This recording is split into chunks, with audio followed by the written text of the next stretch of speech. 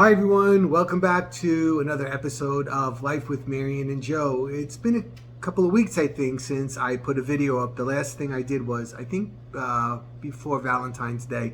So, hope everybody's doing well, and the weather is getting better, although it's been crazy here. It's like we're in the teens, and then the next day we went to 62, and but we had a really long streak of cold weather, and today we're expecting some snow squalls.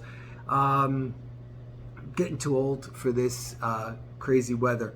The cold is just killing me. And thank God we haven't had as much snow as we could, but there's plenty left of winter, and I don't want to think about it. But anyway, I've been turning my thoughts towards spring and Easter, and I've been trying to figure out what I'm going to do for Easter. And I know a lot of you must be thinking about the same thing right now. You're ready for a little bit of color in your life and a little bit of thoughts of spring and so on. So I don't know if you caught my video last year for Easter. Last year, I don't know, I guess I went a little bit overboard. I did an Easter tree, a pink tree, and I did a lot of, like little ornaments on it and stuff like that. And I had a whole bunny mushroom garden scene in front of the fireplace in the family room. And, I just want something different this year. I'm kind of tired of that whimsical thing, for Easter. And I think what I'm leaning towards more this year is something more, I don't want to use classic, because, you really can't find stuff for Easter that doesn't look kind of, like whimsy and childish and so on. I don't have any of those, beautiful ceramic bunnies and, those concrete bunnies and stuff like that I see so many people have. And to be honest with you, I really don't want to spend the amount of money that when I do find them, I just don't want to spend that money on. I have other things to spend my money on than those bunnies, unless you like them and you want to keep them up all year, but I'm not going to do that. And I've never come across any in a garage sale or anything like that. But, I do look for them, but I just haven't found anything that I want. So, again, I decided, okay, I have to go on a search now and decide what I'm going to do for Easter. So I thought of maybe something that looks more garden-like. More spring-like with a touch of Easter. So I started looking for inspiration online, on YouTube, on Google, and so on. And I actually came across somebody's channel. It's called Peacock Ridge Farm. And I'm going to try to put a picture of it right here. I'm going to see if I can do that. Peacock Ridge Farm. And the woman here she seems absolutely lovely, and she has a beautiful house, a French country house. And I came across her a table that she did. I don't think it was for Easter. I'm not sure. It might have been for Easter, but I don't think it was her Easter table. But it was very woodlands-like, and it had bird houses on it, and it had little birds' nests with eggs in them and so on. And I was like, there you go.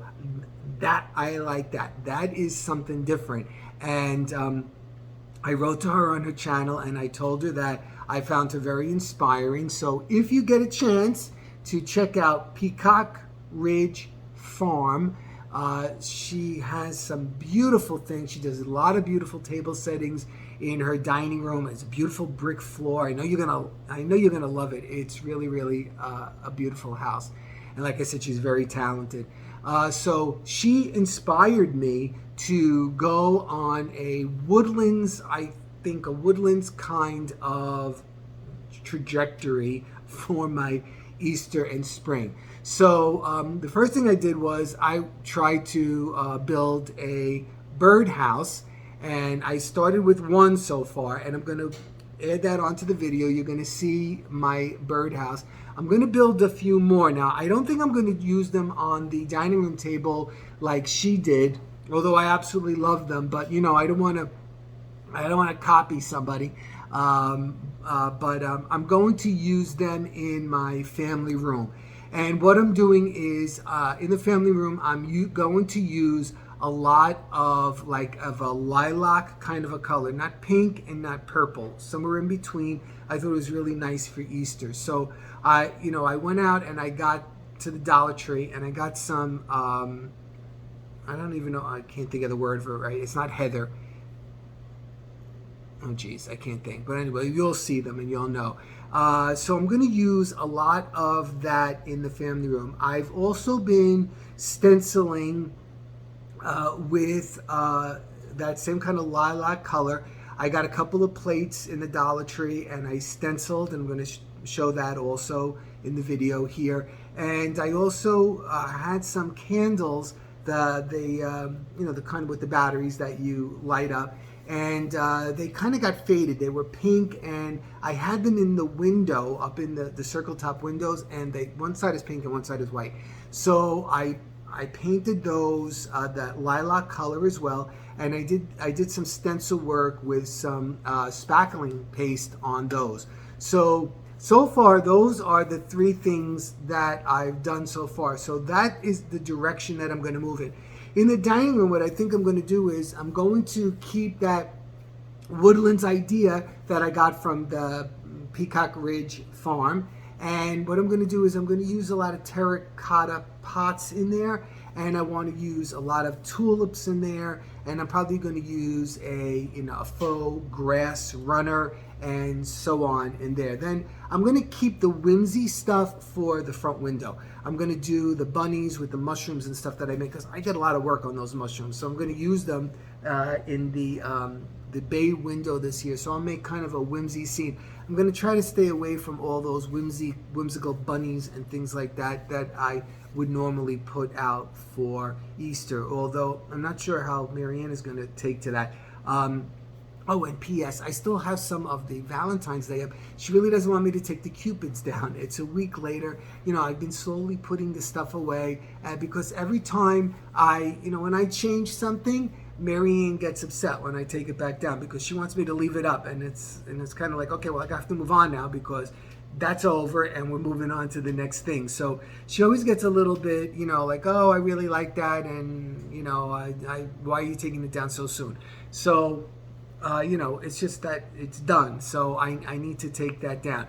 I did not do my St. Patrick's Day window yet either. I'm going to do that. I've been trying to hold off for a few more days. I have the Valentine stuff down and away in the window, but I did not put up any St. Patrick's Day stuff. And that's it. I'm just doing that bay window and something on the front door. I'm not doing anything in the house with St. Patrick's. Because I do want to get started on my Easter. But, again, I'm just like holding back a little bit on it, but I'm getting everything ready. I'm going to see, maybe I'll go up into the attic with you too, and I'll take a look in the bin to see what is up, what I have, and what I might use. Okay, so I think I talked enough. Let's move into my little bird house section, and then the plates, and then the candles, and maybe I'll finish it off up in the attic. Okay, so stay tuned for that. Okay, so here's the first birdhouse that I built. I had some spare wood in the shop, and I just simply cut, the four sides, the peak, the roof, a base, and I put it up on a pedestal because I wasn't quite sure where I was going to use it. At first, I was thinking I was going to use it on the coffee table in the family room, but I'm thinking I'm going to be using it in the wall unit. I'm going to make a little vignette in there using this birdhouse. So, very simple. I mean, it's a really simple thing to do. You just have to plan it out and, figure out exactly how big you want it and so on. Mine is like 8-inch squares. So it's kind of hefty. It's big, and it's what I wanted for my first birdhouse.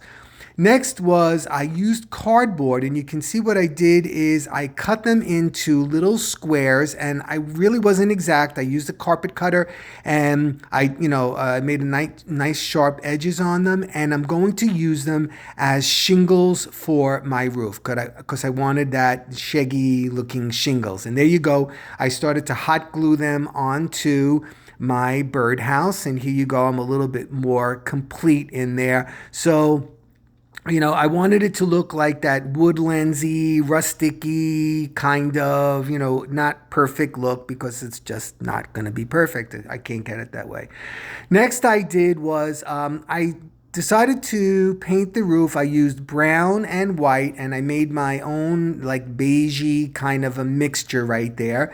And I used some shingles more brown and some less. And then I thought I wanted it to look, again, more rustic looking, and I did combinations of browns and yellows and whatnot, but I scrapped that idea. And this is what it turned out as. I used a white and a brown, very like a whitewash kind of look. And then I stenciled on those flowers because remember I told you that I want to use more of a lilac color motif for my spring and my Easter. So I stenciled those on. Now what I'm going to do is, that's that plant I was talking about. I can't think of the name of it right now, but here on the side, I hot glued some on, and then I have some cascading other thing from the Dollar Tree as well, and then I put some moss in there, and there you go. There is my first birdhouse complete for my one vignette in my wall unit. I'm going to try to build 3 more birdhouses. Now here are those candles I told you about. See what happened? They got white on one side and pink on the other. So what I did was I mixed up my own lilac color. I used purple and white, and here you go. They are now the color I want. Now I had this stencil and I've used it other places in the house, so it does, I have this thing where I want to, like make a theme throughout an area. So I used painter's tape to put the stencil onto the candle, and here's the spackling paste, and I'm using a little thing there to kind of like butter it on there. Now you don't want it so thick and you don't want it so thin. And to be honest with you, I think I did it a little bit too thick in a couple of spots, but whatever it is, it is. Now, once you get that on there, what you want to do is you want to take it off. You don't want to leave the stencil on there with that because, it's going to get hardened and you're going to, wind up ripping off the work that you do. So once you get it on there, you want to gently take off that stencil again, and you want to clean that completely before you go on to your next candle. So I kind of laid it down on its side so that it wouldn't drip down to the bottom. I really wasn't sure what was going to go on.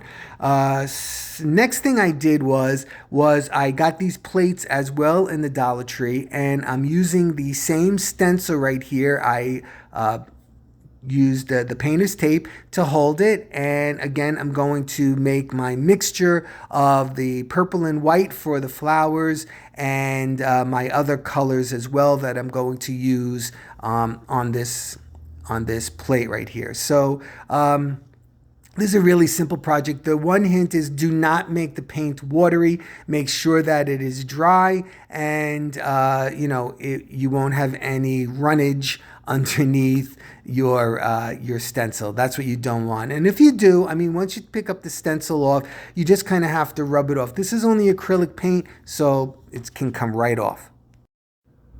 Okay, so there you go. There's the plate. You can see how the flowers came out. I used the green and the stem and so on, and I did that on both of those plates. I only have 2 so far. And here is the candles, how they came out. Now, I was going to paint the, the flowers and stuff, but Marianne really liked the way it looked, so that's how it is.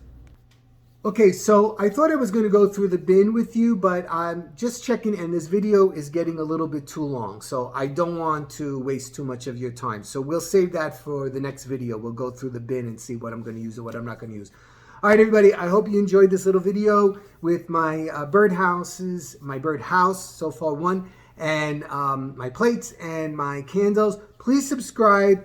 It really helps me out. Give me a thumbs up. It helps. I don't know how it does it, but it'll help more people to see what I'm up to. So take care, everybody, and I'll be seeing you really soon. Bye-bye.